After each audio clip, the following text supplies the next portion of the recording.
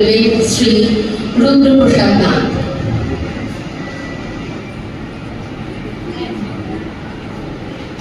এরপরে আরেকটি স্মারক আছে, সেই স্মারকটি তুলে দেবেন শ্রী অমিত বিশ্বাস।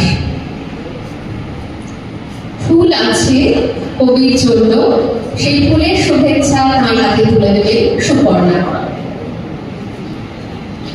উপহার হিসেবে তার জন্য আমরা বই এনেছি, কারণ আমরা জানি এবং আমরা পাই।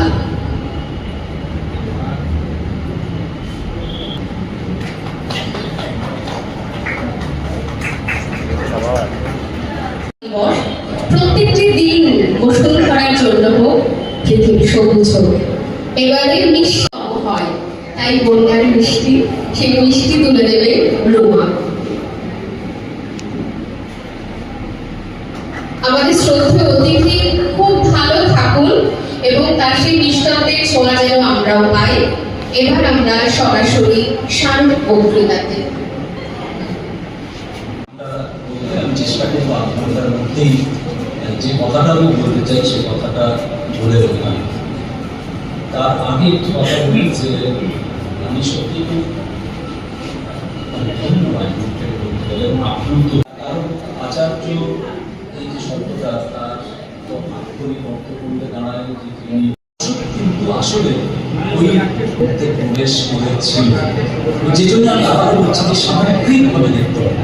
কেন কথাটা বলছি, তার কারণ আমরা অনেকেই জানি না বা একটা দীর্ঘ সময় পর্যন্ত জানতাম না। আমি নিজে ব্যক্তিগতভাবে গৌতম মিত্রর কাছে খুবই বিনীত, আমি জানি না আপনারা সকলে তার কাজের সঙ্গে পরিচিত কিনা। গৌতম মিত্র ধারাবাহিকভাবে জীবনানন্দের কাজ নিয়ে গবেষণা করে চলেছেন।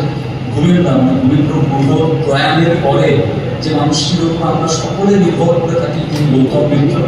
অপ্রকাশিত জীবনানন্দের সমস্ত এই মৌনমীর থেকে উদ্ধার করা যায়, তার প্রথম জীবনানন্দের কবিতার গঠন নিয়েও কোনো সিরিয়াস গবেষণা এখন হয়নি। ইনফ্যাক্ট তুমি আছো আবর তবে প্রতিদিনই কত উদ্বোধন। উপস্থিত সকলকে আমার আন্তরিক শুভেচ্ছা, শ্রদ্ধা ও ভালোবাসা জানাই। ভট্টাচার্য মহাশয়কে, তিনি খুব কাছ থেকে তাকে দেখেছেন। আমরা তার কাছ থেকে কিছু কথা এবার শুনে নেব।